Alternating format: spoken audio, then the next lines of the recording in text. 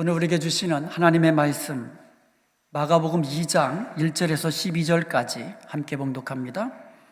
수일 후에 예수께서 다시 가버나움에 들어가시니 집에 계시다는 소문이 들린지라 많은 사람이 모여서 문 앞에까지도 들어설 자리가 없게 되었는데 예수께서 그들에게 도를 말씀하시더니 사람들이 한 중풍병자를 네 사람에게 메워 가지고 예수께로 올세 무리들 때문에 예수께 데려갈 수 없으므로 그 계신 곳에 지붕을 뜯어 구멍을 내고 중풍병자가 누운 상을 달아내리니 예수께서 그들의 믿음을 보시고 중풍병자에게 이르시되 작은 자야 네 죄사함을 받았느니라 하시니 어떤 서기관들이 거기 앉아서 마음에 생각하기를 이 사람이 어찌 이렇게 말하는가 신성 모독이로다 오직 하나님 한 분 외에는 누가 능히 죄를 사하겠느냐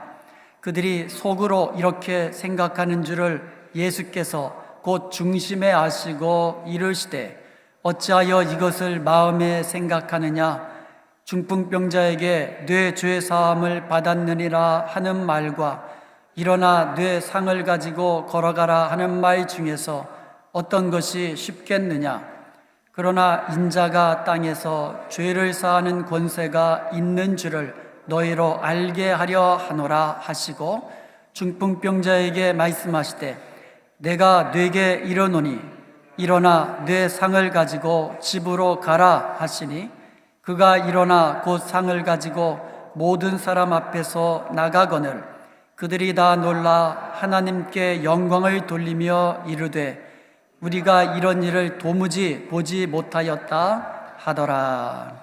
아멘. 오늘은 인자의 권세라는 제목으로 예수님은 병을 고치시는 능력을 가지신 분일 뿐만 아니라 죄를 사하시는 권세를 가지신 하나님의 아들이심을 살펴보면서 말씀의 은혜를 나누고자 합니다. 1절을 보면은요, 수일 후에 예수께서 다시 가버나움에 들어가시니 집에 계신다는 소문이 들린지라 이렇게 기록되어 있습니다. 여기에는 수일 후에라는 시간적 배경과 가버나움이라는 공간적 배경이 나오고 있습니다. 마가복음 1장을 보면은요, 예수께서는 세례 요한에게 물로 세례를 받으심으로써 공적 사역, 예수님의 공생애를 시작하셨습니다. 예수님이 세례를 받으시고 물에서 나오실 때 하늘이 갈라지고 하늘에서부터 성령이 비둘기 같이 예수님 위에 임하셨습니다. 그리고 하늘에서 음성이 들립니다. 이는 내 사랑하는 아들이요 내 기뻐하는 자라.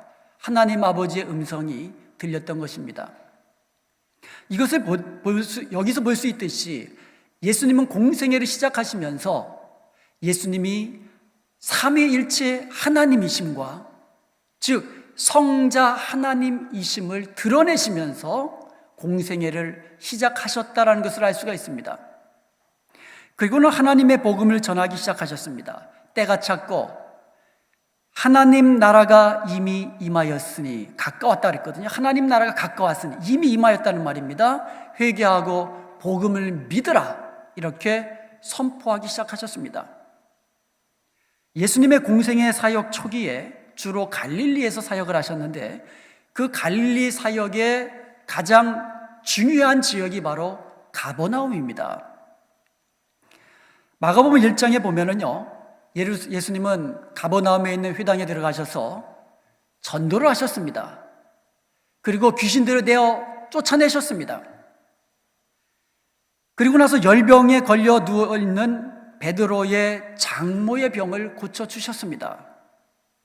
그러자 마가복음 1장 32절에서 34절에 보니까 해질 무렵에, 왜냐하면 그날이 안식일이었기 때문에 안식일 날 병을 고치실 수가 없거든요. 그러니까 사람들이 해질 때까지 기다렸다가 안식일이 끝나자마자, 그러니까 토요일 해 진 이후, 그러니까 오후 6시 이후쯤이 되겠죠. 온 동네 사람들이 다 예수님께 나온 거예요. 근데 혼자만 나온 것이 아니라 모든 병든 자들, 귀신 들린 자들 다 데리고 나온 겁니다.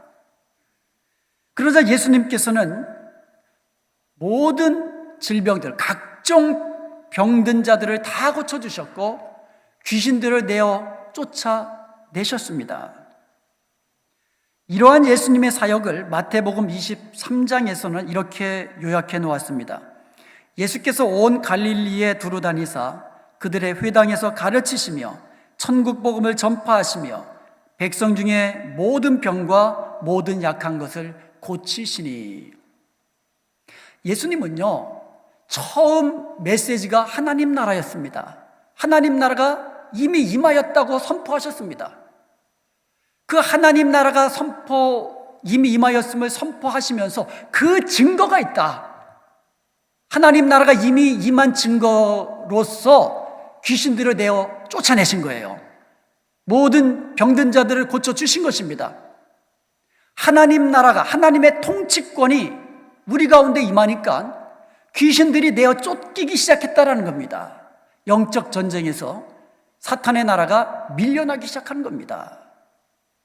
하나님 나라의 선포와 귀신이 내어 쫓기고 병든 자가 고침받고 소경이 눈을 뜨고 안진뱅이가 일어나는 이와 같은 기적의 역사를 보여주심으로써 하나님 나라가, 하나님의 통치권이 이미 우리 가운데 임하였던 것을 증명해 보이시며 선포해 주셨다라는 겁니다.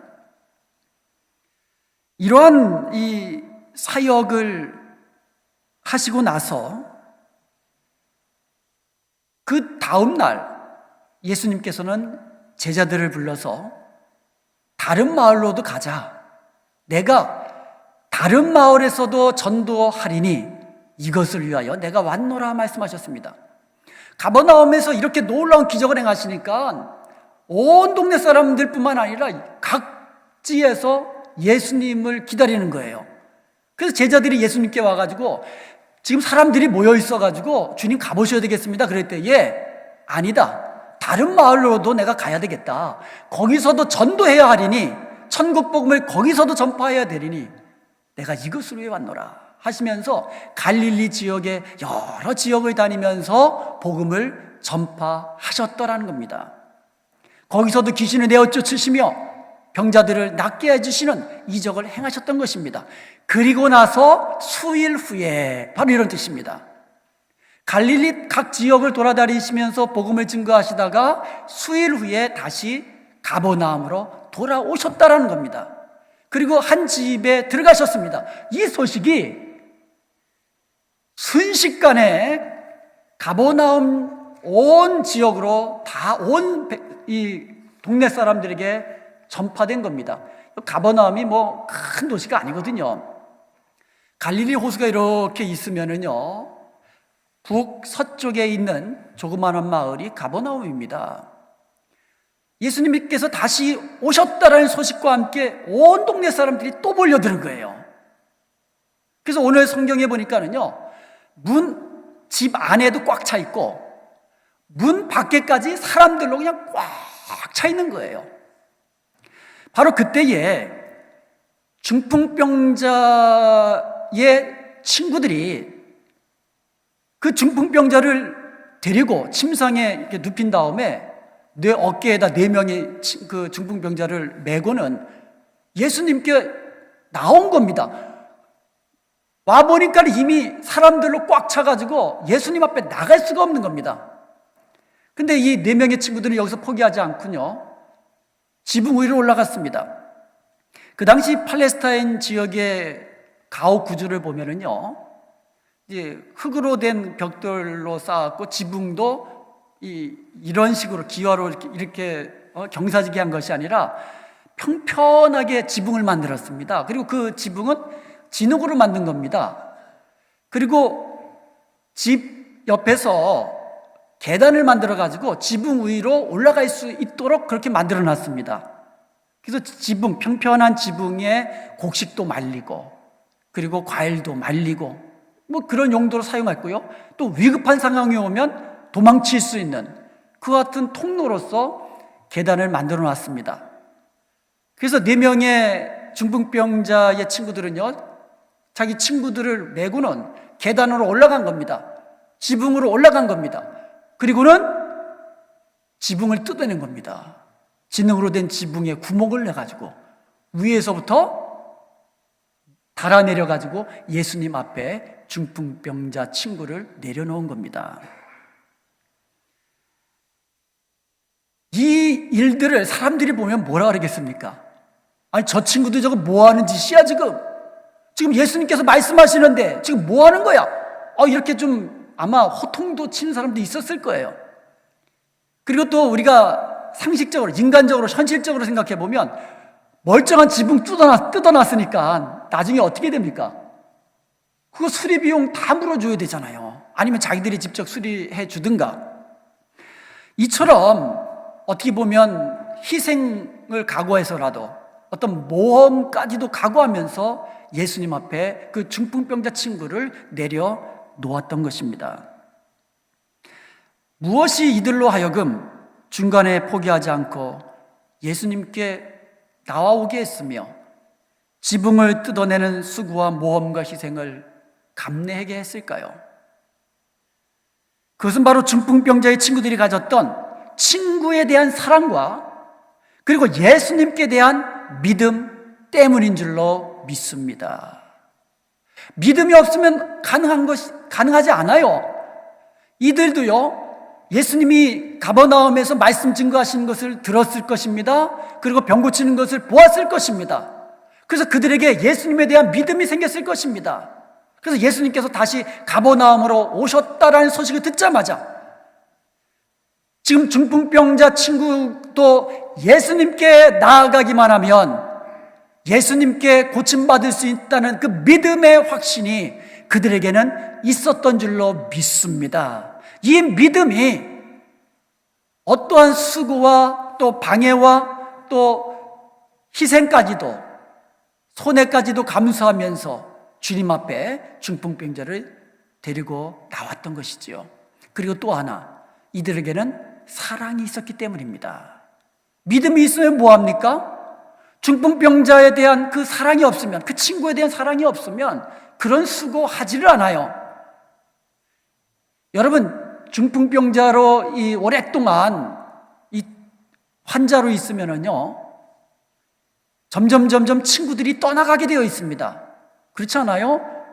처음에는 열심히 병문안 하다가도 이게 병세가 더 깊어지고, 그리고 오래되면은요, 그 친구로 인해서 내가 얻을 유익도 별로 없고 또 나도 바쁘고 그러다 보면은 점점 멀어지게 되어 있습니다.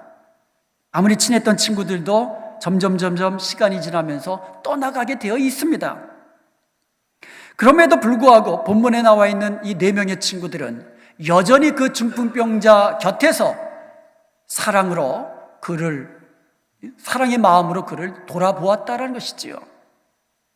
그리고는 예수님이 가버나움에 오신다는 소식을 듣고는 중풍병자를 침상에 누이고 어깨에 메고 예수님께 찾아 나왔는데 벌써 사람들이 꽉 찬 것을 보고는 포기하지 않고 지붕으로 올라가 지붕을 뜯어내고서라도 예수님 앞에 그 친구 중풍병자를 내려놓았던 것입니다.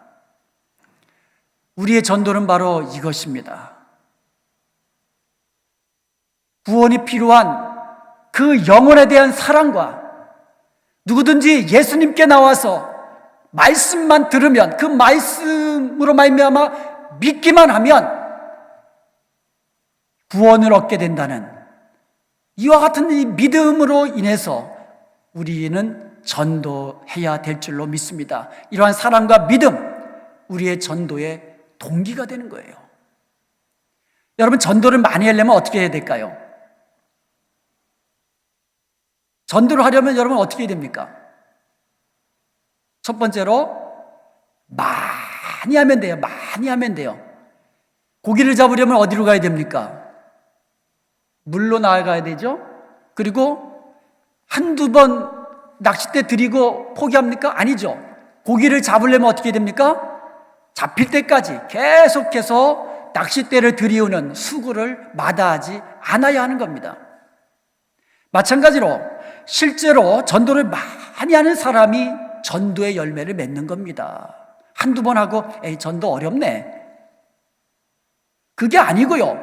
전도는 계속해야 되고 많이 해야 되고 그럴 때에 전도의 열매가 맺혀지는 겁니다. 전도하지 않으면 주님께로 영혼들을 인도할 수가 없어요. 전도를 해야 합니다. 많이 해야 됩니다. 계속 해야 됩니다. 그리고 사랑과 믿음으로 전도해야만 합니다. 누구든지 복음을 듣고 예수님을 믿으면 구원 얻게 된다는 이 믿음으로 전도하시기를 축원드립니다. 이 믿음이 있다면 영혼을 사랑하는 마음으로 여러분의 친구와 여러분의 이웃들을 주님께로 인도해야 될 줄로 믿습니다. 저희 어머님은 전도를 참 많이 하셨어요. 제가 어렸을 때에 저희 집은 쌀가게도 하고 그리고 방앗간도 했습니다. 떡방앗간, 그 다음에 고추 방앗간, 그리고 국수도 한쪽에서 만들어서 팔았고요. 그리고 콩을 갖고 오면, 이제 볶은 콩 갖고 오면 그것을 갈아가지고 미숫가루로 만들어주는 이러한 일들을 저희 부모님들이 하셨습니다. 근데 이제 고추를 이제 사오면은 이걸 말려야 되거든요. 그 말리고 나면 잘라가지고 씨도 이렇게 빼내야 됩니다. 근데 이게 손이 많이 가요. 근데 이거는 또 누구나가 또 할 수 있어요. 그래서 저희 집에서 오늘날 말하면 그냥 파타임식으로 여러 사람들을 이렇게 일하게 했는데 저희 어머님께서는 그분들을 그냥 빈손으로 돌아오게 하신 적이 없어요. 오시면 점심때가 되면 점심도 드리고, 그리고 돌아갈 때에는 떡방앗간이니까 떡이 있거든요. 그러면 그 떡을 또 드리고 또 미숫가루도 주시고 이런저런 사랑을 베풀어 주셨어요. 어떤 사람이든지. 그러면서 전도를 하신 거예요. 근데 많은 사람들이요, 그 사랑 때문에, 그 받은 사랑 때문에 한 명, 두 명 예수님을 믿고 교회에 다니기 시작한 것입니다. 그래서 많은 사람을 전도하셨어요. 우리 교회 권사님들도 보면은요, 예전에 참 많은 사람들을 전도하신 분들이 계시고 지금도 여전히 전도에 힘쓰고 계시는 그런 권사님들도 계십니다. 참 감사한 일입니다. 사랑하는 여러분, 제일 먼저 우리는 전도하기 위해서는 영혼을 사랑하는 마음을 가져야 됩니다. 그리고 또 하나, 누구든지 주님 앞에 나와서 예수님의 말씀을 들으면 그 말씀을 믿기만 하면 구원 얻는다는 이 믿음으로, 이 확실한 믿음을 가지고 더욱더 힘있게 전도해야 될 줄로 믿습니다. 그럴 때 전도의 열매가 맺혀지는 겁니다. 사실 본문에 나와 있는 4명의 친구들이 예수님께 기대했던 것은 중풍병을 앓고 있는 친구가 고침을 받는 것이었어요. 그런데 예수님께서 그 중풍병자를 보시고는 제일 먼저 치료해 주시는 이 치유의 선언을 하신 것이 아니라 제일 먼저 하신 것은 그 사람의 죄를 사하신다는 사죄의 선언을 하셨습니다. 5절을 한번 보겠습니다. 예수께서 그들의 믿음을 보시고 중풍병자에게 이르시되 작은 자야 내 죄 사함을 받았느니라. 보통 성경에 보면은요, 내 믿음이 너를 구원하셨다 하시면서 병을 고쳐주셨어요. 그런데 오늘 본문 5절에 보니까 그들의 믿음을 보시고, 그러면 병을 고쳐주셔야 되는데 작은 자야 내 죄가 사함을 받았느니라, 이렇게 죄 사함의 선언을 먼저 하셨다라는 겁니다. 대단히 중요한 본문입니다. 그런데 이 본문 말씀이요, 그 자리에 있었던 서기관들에게 심각한 반발을 야기시켰습니다. 유대교에서는요, 신성모독을 대단히 중대한 죄로 여기고 있습니다. 레위기서 24장 16절에 보면 여호와 이름을 모독하면 그를 반드시 죽일지니 온 회중이 돌로 그를 칠 것이라. 거류민이든 본토인이든 여호와의 이름을 모욕하면 그를 죽일지니라. 분위기가 어떻습니까? 신성을 모독하면, 여호와의 이름을 모독하면 반드시 죽이라고, 지나가는 나그네라든지 심지어 유대인이라 할지라도 본토인이라 할지라도 누구든지 여호와의 이름을 모독하면, 신성을 모독한 자는 반드시 죽이라고. 이만큼 신성 모독의 죄는 중대한 죄입니다. 6절과 7절에 보면은요, 예수님께서 내 죄가 사함을 받았느니라 사죄의 선언을 하는 예수님을 서기관들이 보고는 속으로 참남하도다. 이것은 신성을 모독하는 것이로다. 분개를 한 겁니다. 그렇게 생각할 것도 어찌 보면 당연합니다. 왜냐하면 하나님만이, 오직 하나님만이 죄를 사하실 수가 있습니다.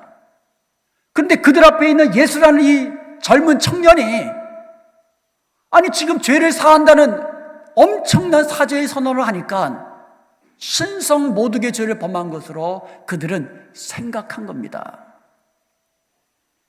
그들은요, 예수님이 누구신지 몰랐기 때문이죠.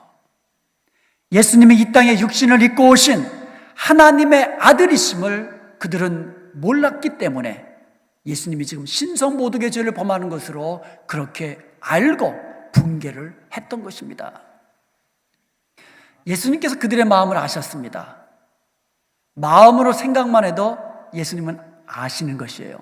그러므로 여러분 기도하실 때에 마음으로 기도만 해도 우리 주님은 들으시고 아시고 응답해 주시는 것입니다.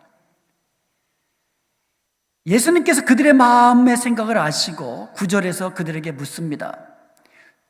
너희들 생각에는 중풍병자에게 내 죄사함을 받았느니라라는 이 사죄의 선언과 중풍병자에게 일어나 내 상을 가지고 걸어가라, 집으로 가라라는 이 치유의 선언, 사죄하는 것과 치료하는 것, 중풍병자를 치료하는 것, 어떤 것이 더 쉽겠느냐, 이렇게 질문하셨어요. 여러분 생각에는 어떤 것이 더 쉬워 보입니까?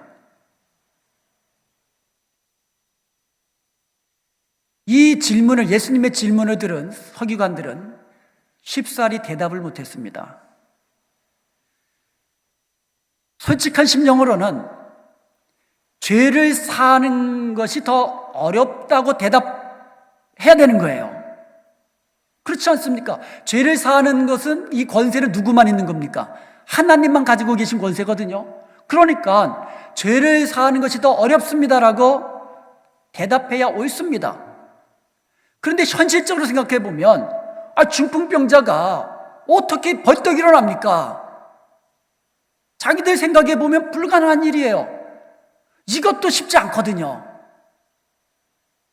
대답을 잘 못하는 겁니다. 그런데 서기관들이 예수님의 질문을 받고 나서 쉽사리 대답하지 못했던 진짜 이유는 따로 있었습니다. 그 당시 유대인들은요, 병에 걸리면 그 사람이 죄를 지었기 때문에 그 죄의 결과라고 그렇게 생각하고 있었습니다.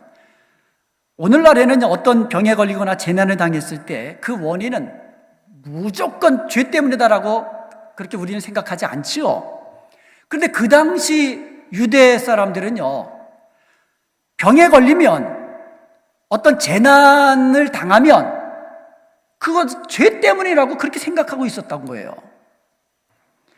욥이 병들고 재난을 당하자 그의 친구 엘리바스가 찾아와서 이렇게 말했습니다. 잘 생각해봐. 욥에게 잘 생각해봐. 죄 없이 망한 사람이 누구 있냐? 무슨 뜻입니까? 너도 잘 생각해봐. 무슨 죄 졌는지 잘 생각해봐. 그런 뜻이에요. 알렉산드라이라는 랍비는요, 하나님께서 죄를 용서해 주지 않는 한 병에서 완치될 수 없다, 이런 말을 했다고 합니다. 하나님이 죄를 용서해 주지 않는 한 사람들은 어떠한 그 병에서 고침받을 수 없다라는 거예요. 즉 그들은, 중풍병자는요, 이 사람은 반드시 분명히 죄를 지었고, 그리고 그의 죄가 사함받지 못하는 한 중풍병에서 고침받지 못한다고 그들은 생각하고 있었던 것입니다. 그렇다면 만일 그 중풍병자가 벌떡 일어난다면, 치유받는다면 이것은 무슨 뜻입니까? 그의 죄가 사함받았다는 뜻입니다. 그들의 생각에. 중풍병은 그냥 오는 게 아니라 이 사람이 죄 짓기 때문에 중풍병이 온 건데, 중풍병에서 고침받는다면 결국은 죄에서 사함받았다는 뜻이 되기 때문에 대답을 못한 겁니다. 그리고 내가 내 죄를 사했노라, 눈에 보입니까? 이 사람이 죄에서 사함받았는지 눈에 보이지 않아요.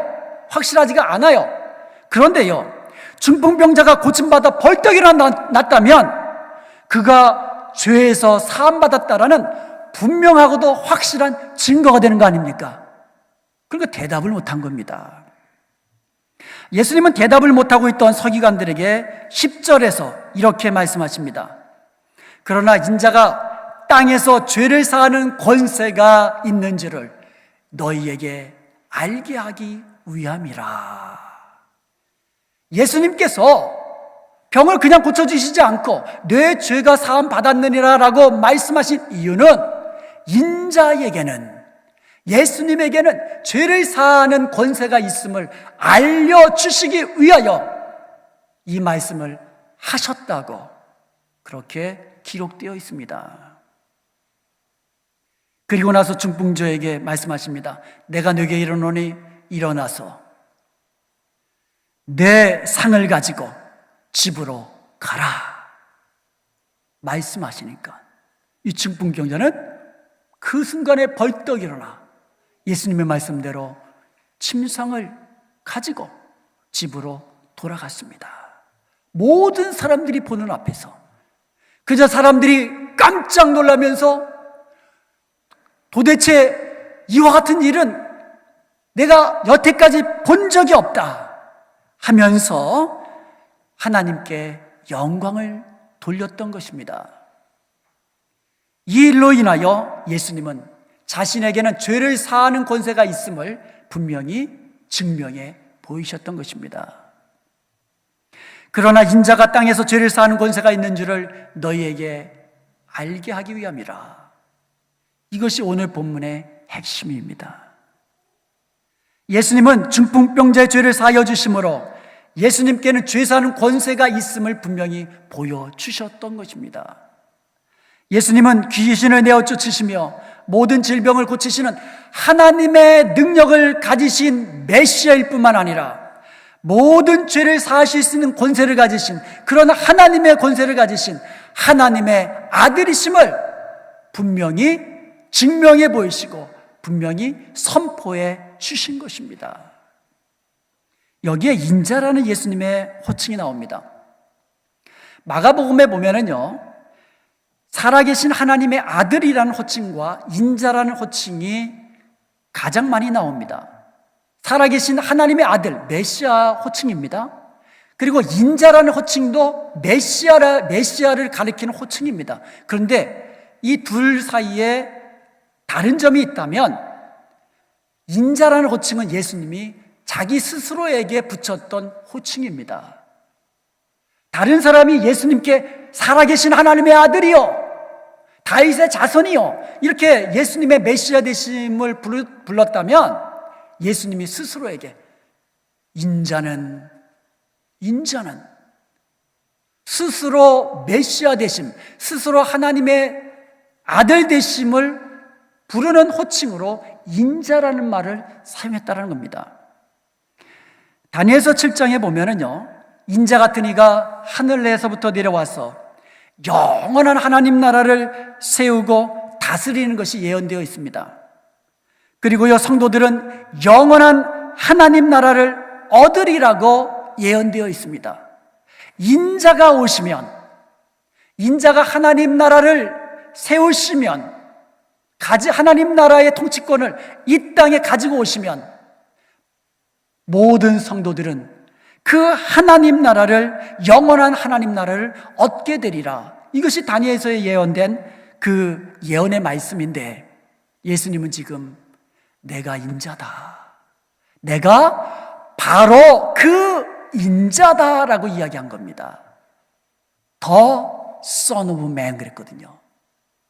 그 다니엘서에서 예언된 바로 그 인자가 바로 나다.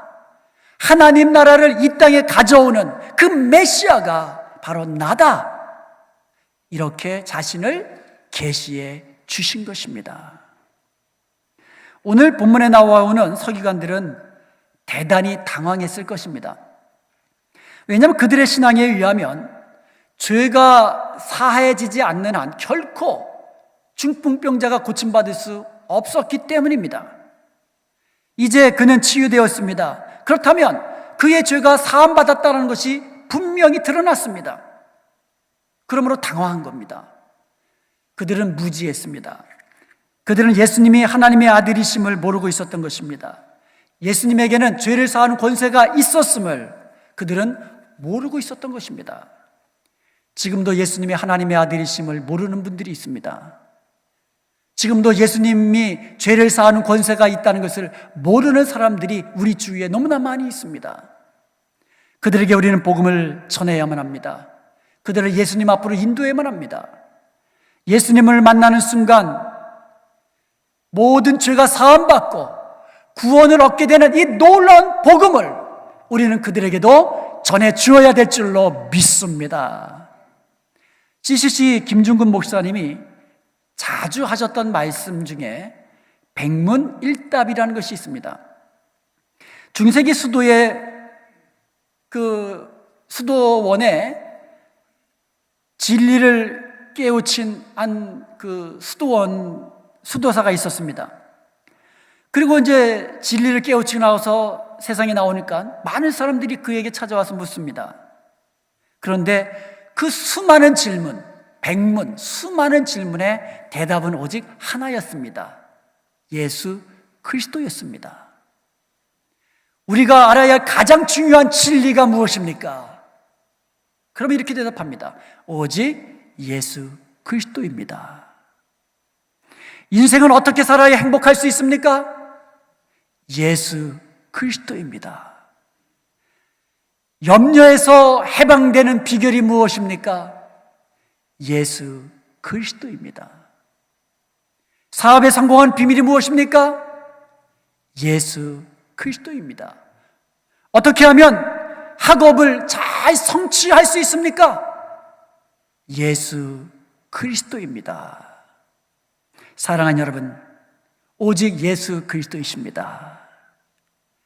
예수 그리스도는 우리를 죄악 가운데서 구원하시기 위하여 이 땅에 오신 하나님의 아들이신 것을 믿으시기를 축원드립니다. 예수 그리스도는 우리의 죄를 대신하여 십자가에 죽으시고 부활하신 유일하신 우리의 구세주인 것을 믿으시기를 축원드립니다. 이것을 우리가 믿는다면 부지런히 이 예수 그리스도에 대한 복음을 전파해야 될 줄로 믿습니다. 전파할 때에 사랑을 가지고 그 영혼에 대한 그 사랑을 가지고 부지런히 예수 그리스도의 구세주 되심을 전해야 될 줄로 믿습니다. 중풍병자를 데려온 친구들과 같이 우리 주위에 있는 구원이 필요한 사람들에게 하나님의 사랑으로 섬기면서 주님께로 인도하는 저와 여러분이 되어야 될 줄로 믿습니다. 그리하여 우리 가운데 구원의 기쁨이 날마다 넘치게 되기를 주님의 이름으로 간절히 축원드립니다.